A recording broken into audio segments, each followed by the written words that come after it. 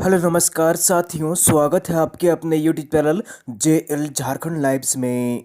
दोस्तों आज है 16 मार्च और हम लोग यहाँ पर आज 16 मार्च के झारखंड के महत्वपूर्ण करेंट अफेयर के क्वेश्चंस देखने वाले हैं।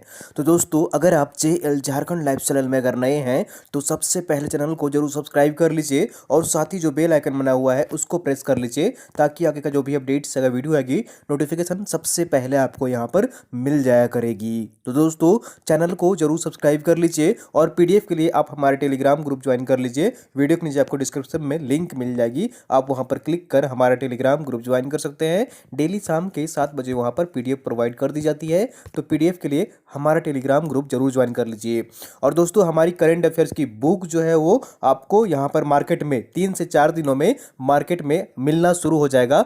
ये बुक जो है रेडी हो चुकी है और आप लोगों को जल्द ही दुकानों में देखने को मिल जाएगी। और ये काफ़ी अच्छी तरीके से यहाँ पर जो है बुक बनाई गई है। झारखंड बजट इसमें शामिल किया गया है, झारखंड इकोनॉमिक सर्वे, काफ़ी पेज लगभग 20 से 25 पेज में ये झारखंड इकोनॉमिक सर्वे इसमें इंक्लूड किया गया है। और ये कुल जो है लगभग 100 पेजों का ये 100 पेज का बुक है और ये काफ़ी अफोर्डेबल प्राइस में आपको यहाँ पर मिल जाएगा। इसकी एमआरपी जो मेंशन की गई है वो 76 रुपये मेंशन की गई है, लेकिन आपको मार्केट में ये 50 रुपये के आसपास में ये मिल जाएगा। ये एग्जैक्ट जो है वो प्राइस हम लोग अनाउंस कर देंगे जब बुक रिलीज करेंगे, लेकिन एक अंदाज से मैं आपको बता दे रहा हूँ कि ये बुक जो है आपको 50 से रुपये के आसपास में आपको यहाँ पर मिल जाएगी। ये बुक मार्केट में 3 से 4 दिनों में आ जाएगी ये प्रिंट होकर, ठीक है। तो 3-4 दिनों बाद जो है आप यहाँ पर परचेज जाकर कर सकते हैं। इसकी जानकारी मैं एक अलग से वीडियो में बता दूंगा कि बुक जो है वो मार्केट में आ गई है, आप सब जाकर ले भी सकते हैं। तो चलिए दोस्तों हम लोग बुक के बारे में बात करेंगे और फिलहाल हम लोग यहाँ पर करंट अफेयर्स के क्वेश्चन देखते हैं, आज के महत्वपूर्ण प्रश्न। तो यहाँ पर आज का पहला प्रश्न है, भारत के पूर्व केंद्रीय मंत्री एवं हजारीबाग से पूर्व सांसद यशवंत सिन्हा ने हाल ही में किस राजनीतिक पार्टी का दामन थामा है? तो इसका सही आंसर जो होगा यहाँ पर ऑप्शन नंबर सी इज बिल्कुल सही आंसर रहेगा। तो इन्होंने तृणमूल कांग्रेस में तृणमूल कांग्रेस जो कि पश्चिम बंगाल की एक पार्टी है, राजनीतिक पार्टी है, इस पार्टी को उन्होंने ज्वाइन किया है और ये झारखंड के हजारीबाग से सांसद रह चुके हैं। और जब अटल बिहारी वाजपेयी पूर्व प्रधानमंत्री स्वर्गीय जो अटल बिहारी वाजपेयी थे उनके कार्यकाल के दौरान भारत सरकार के मंत्री भी रहे थे। तो इन्होंने अब यहाँ पर जो है वो तृणमूल कांग्रेस का दामन थामा है। तो ऑप्शन नंबर सी इज बिल्कुल सही आंसर हो जाएगा। तो यहाँ पर देख लीजिए, भारत के पूर्व केंद्रीय मंत्री यशवंत सिन्हा ने 13 मार्च 2021 को तृणमूल कांग्रेस राजनीतिक पार्टी का दामन थामा है। यशवंत सिन्हा पूर्व प्रधानमंत्री अटल बिहारी वाजपेयी सरकार के कार्यकाल में वित्त मंत्री और विदेश मंत्री पद पर रहे थे। भारतीय जनता पार्टी को वर्ष 2018 में ही इन्होंने छोड़ दिया था और अब जो है यहाँ पर इन्होंने जो ज्वाइन किया पार्टी वो तृणमूल कांग्रेस, ठीक है, जो कि पश्चिम बंगाल की एक राजनीतिक पार्टी है। तो इसको इन्होंने ज्वाइन कर लिया है। तो ऑप्शन नंबर सी इज बिल्कुल सही आंसर हो जाएगा। चलिए अगले प्रश्न की ओर चलते हैं और अगला प्रश्न है यहाँ पर, बिरसा स्मृति पार्क की स्थापना झारखंड के किस शहर में की जा रही है? ठीक है, बिरसा स्मृति पार्क की स्थापना झारखंड के किस शहर में की जा रही है? तो इसका सही आंसर जो होगा यहाँ पर ऑप्शन नंबर ए इज बिल्कुल सही आंसर हो जाएगा। तो इसकी स्थापना जो की जा रही है वो रांची में की जा रही है। कहाँ पर की जा रही है? रांची शहर में बिरसा स्मृति पार्क की स्थापना की जा रही है। तो ऑप्शन नंबर ए इज बिल्कुल सही आंसर हो जाएगा। चलिए हम लोग यहाँ पर पूरी डिटेल्स में इस पार्क के बारे में देख लेते हैं। तो भगवान बिरसा मुंडा की जीवनी पर आधारित बिरसा स्मृति पार्क की स्थापना झारखंड की राजधानी रांची में भगवान बिरसा मुंडा म्यूजियम में स्थापित की जा रही है।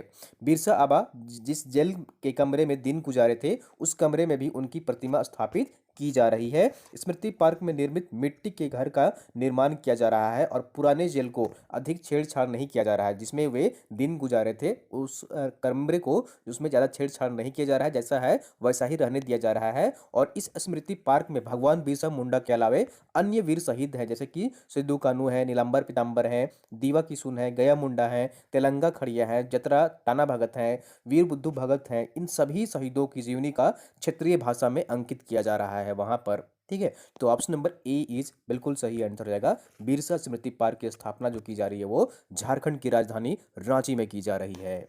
चलिए अगले प्रश्न की ओर चलते हैं और अगला प्रश्न है यहाँ पर, झारखंड की राजधानी रांची में आम लोगों की समस्या के समाधान के लिए 24 घंटे पुलिस सहायता केंद्र की शुरुआत की गई है। तो कुल कितने यहाँ पर समाधान केंद्र झारखंड की राजधानी रांची में खोले गए हैं, शुरुआत की गई है? तो इसका सही आंसर जो होगा यहाँ पर ऑप्शन नंबर सी इज बिल्कुल सही आंसर रहेगा। फिलहाल यहाँ पर 3 सहायता केंद्र खोले गए हैं जो कि चौबीसों घंटे ये कार्य करेंगे। तो ऑप्शन नंबर सी इज बिल्कुल सही आंसर हो जाएगा। चलिए हम लोग यहाँ पर सारे डिटेल्स में देख लेते हैं। तो राजधानी रांची में बीट पुलिसिंग और किराएदार वेरिफिकेशन को कामयाब बनाने के लिए अब चौक चौराहों पर पुलिस सहायता केंद्र खोले जा रहे हैं। इन पुलिस सहायता केंद्र में सब इंस्पेक्टर स्तर के एक अधिकारी आम लोगों की समस्या के समाधान के लिए 24 घंटे तैनात रहेंगे। इसी कड़ी के तहत 13 मार्च 2021 को 3 जगहों पर पुलिस सहायता केंद्र की शुरुआत की गई है। ये है डिबडी, पुल, कुसई कॉलोनी और हिनू चौक पर। झारखंड की राजधानी रांची में ये सारे स्थान है और इसकी यहाँ पर पुलिस सहायता केंद्र की शुरुआत की गई है। तो ऑप्शन नंबर सी इज बिल्कुल सही आंसर रहेगा। 3 पुलिस सहायता केंद्र की शुरुआत की गई है राजधानी रांची में। चलिए अगले प्रश्न की ओर चलते हैं, जैसा कि आप यहाँ पर पिक्चर में देख पा रहे हैं। अगला प्रश्न है यहाँ पर, सीसीएल ने कितने रैक कोयला की ढुलाई कर रिकॉर्ड कायम किया है? ठीक है, सीसीएल ने कितने रैक कोयला की ढुलाई कर रिकॉर्ड कायम किया है? ठीक है, तो कोयला की जो गिनती होती है वो रैक से की जाती है। ठीक है, जो है रैक से की जाती है, उसमें कोयला भरा होता है। तो कितने रैक जो है यहाँ पर उसकी ढुलाई की है सीसीएल ने और रिकॉर्ड बनाया है? तो इसका सही आंसर जो होगा यहाँ पर ऑप्शन नंबर बी इज बिल्कुल सही आंसर हो जाएगा। 73 रैक, कितना 73 रैक जो है सीसीएल ने कोयला की ढुलाई कर रिकॉर्ड कायम किया है। तो ऑप्शन नंबर बी इज बिल्कुल सही आंसर हो जाएगा। तो यहाँ पर देख लीजिए 12 मार्च को सेंट्रल कोलफील्ड्स लिमिटेड ने कोयला ढुलाई का रिकॉर्ड कायम किया है। अपने पुराने रिकॉर्ड एक दिन में 64 ट्रैक ढोने का, माल ढुलाई का, कोयला ढुलाई का पहले रिकॉर्ड था। अब इसे ब्रेक करते हुए 73 रैक कोयले का डिस्पैच किया गया है सीसीएल के द्वारा। ठीक है, सीसीएल की उपलब्धि को कोयला मंत्री ने भी तारीफ की है। तो सीसीएल फिलहाल यहाँ पर 73 रैक एक दिन में डिस्पैच कर नया रिकॉर्ड कायम किया है। तो ऑप्शन नंबर बी इज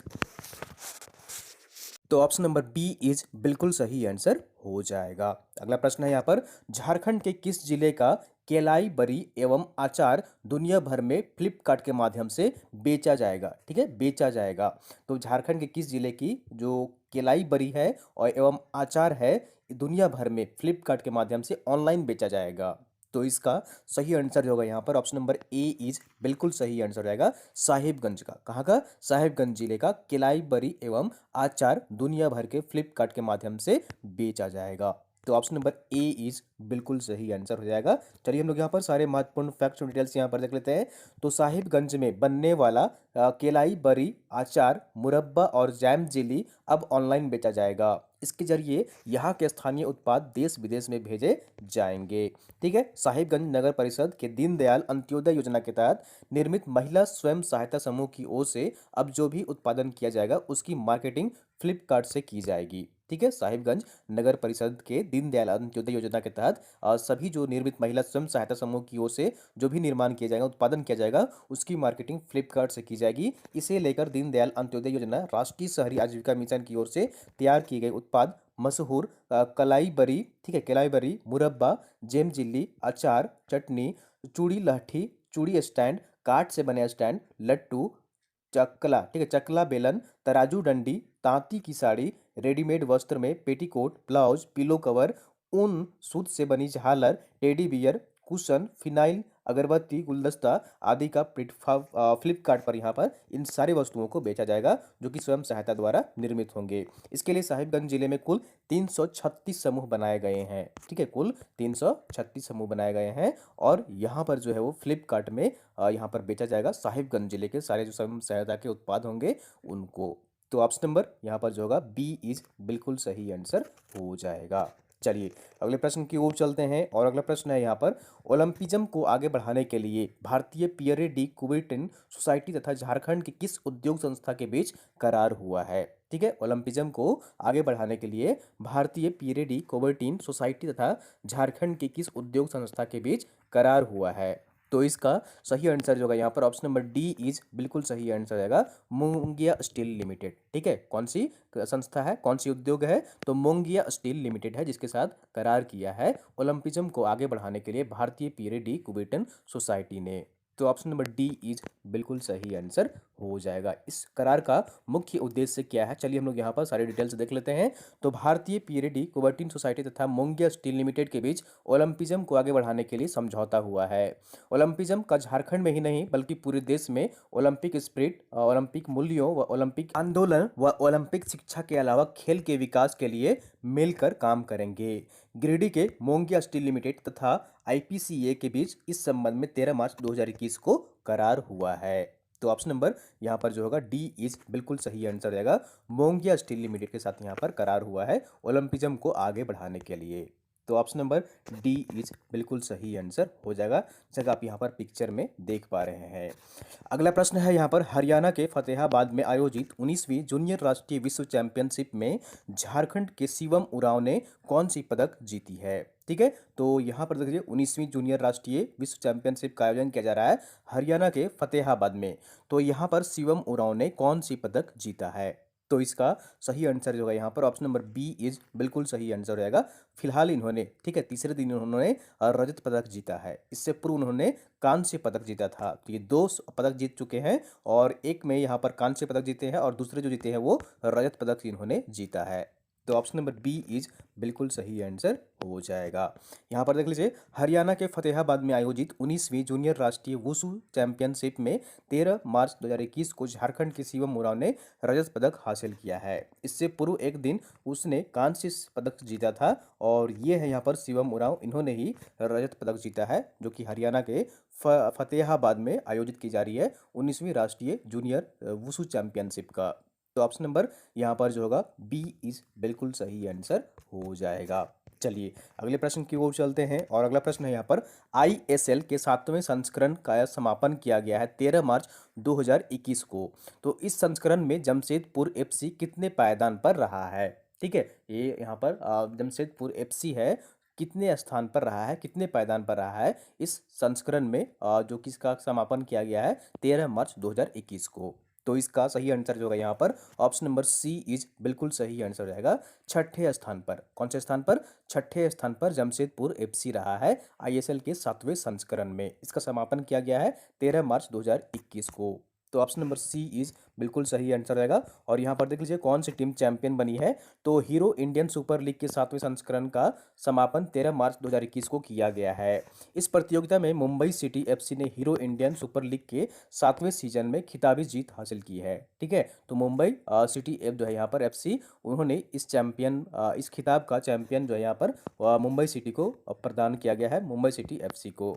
फतोरदा के जवाहरलाल नेहरू स्टेडियम में फाइनल का आयोजन किया गया था, जिसमें मोहन बागान को 2-1 से गोल से हराकर मुंबई सिटी एफसी पहली बार चैंपियन बनी है। इस प्रतियोगिता में जमशेदपुर एफसी 6ठे स्थान पर रहा है। ठीक है, याद रखिएगा, जमशेदपुर जो जमशेदपुर एफसी है वो 6ठे स्थान पर रहा है। अंक तालिका में 20 मैचों में से, ठीक है, 20 मैचों में से 21 अंक अर्जित किए हैं और 6ठे स्थान पर अंक तालिका में रहा है। और प्ले ऑफ में पहुंचने से वंचित रही जमशेदपुर एफसी ने 7 मैचों में जीत हासिल की है। 7 मैचों में यहाँ पर हार का सामना करना पड़ा है। 6 जो है यहाँ पर मैच जो है वो ड्रॉ रहे हैं। तो 7 में जीते हैं, 7 में हारे हैं और 6 मैच में इन्होंने ड्रॉ खेला है और ये अंक तालिका में 6ठे पायदान पर रही है जमशेदपुर एफसी की टीम। चलिए अगले प्रश्न की ओर चलते हैं और आंसर ऑफ द डे है यहाँ पर। पिछले वीडियो में आपसे प्रश्न पूछा गया था कि राज्य सरकार ने सोन कन्हर सिंचाई परियोजना के लिए नाबार्ड से कितनी राशि लोन के रूप में लिए जाने की स्वीकृति प्रदान की है। तो इसका सही आंसर जो होगा यहाँ पर, और आप लोगों ने मैक्सिमम लोग इसका सही आंसर कमेंट किए थे, जैसा कि मैं कमेंट बॉक्स में देख पा रहा था। इसका सही आंसर जो होगा यहाँ पर ऑप्शन नंबर ए इज बिल्कुल सही आंसर रहेगा। 1057 करोड़, कितना, 1057 करोड़ रुपये राशि लोन के रूप में लेगी नाबार्ड से राज्य सरकार सोन कन्हर सिंचाई परियोजना के लिए। तो ऑप्शन नंबर ए इज बिल्कुल सही आंसर रहेगा। तो यहाँ पर देख लीजिए 1057 करोड़ रुपये राशि का लोन सरकार लेगी सिंचाई परियोजना के लिए। ठीक है, चलिए आज का हम लोग यहाँ पर प्रश्न देख लेते हैं। क्वेश्चन ऑफ द डे है यहाँ पर, इसका सही आंसर कमेंट करने की कोशिश करिएगा कमेंट बॉक्स में। तो हाल ही में केंद्रीय बजट प्रस्तुत किया गया है और इस बजट में, ठीक है, देख लीजिए यहाँ पर प्रश्न जो है वो बजट से संबंधित है। हाल ही में पेश किए गए केंद्रीय बजट 2021-22 में झारखंड राज्य में कितने एकलव्य स्कूल खोलने की घोषणा की गई है। तो झारखंड में कितने एकलव्य स्कूल खोलने की घोषणा की गई है केंद्रीय बजट 2021-22 में। 4 ऑप्शन है आपके यहाँ पर, 49 है, 59 है, 69 है या फिर 79 है। 49, 59, 69 या फिर 79 ये आपको कमेंट करके बताना है कमेंट बॉक्स में। ठीक है, तो सही आंसर कमेंट करने की कोशिश करिएगा। और दोस्तों ये थी यहाँ पर आज की झारखंड की महत्वपूर्ण करेंट अफेयर क्वेश्चंस। उम्मीद करता हूँ आपको वीडियो पसंद आई होगी। जरूर लाइक करिए, चैनल को सब्सक्राइब नहीं किया सब्सक्राइब कर लीजिए और वीडियो को आप लोग अपने दोस्तों के साथ अधिक से अधिक शेयर कर दिया करिए ताकि अन्य लोग भी यहाँ पर जुड़ सके और झारखंड के महत्वपूर्ण करेंट अफेयर क्वेश्चंस देख सकें। अब झारखंड के सभी जिलों एवं शहरों में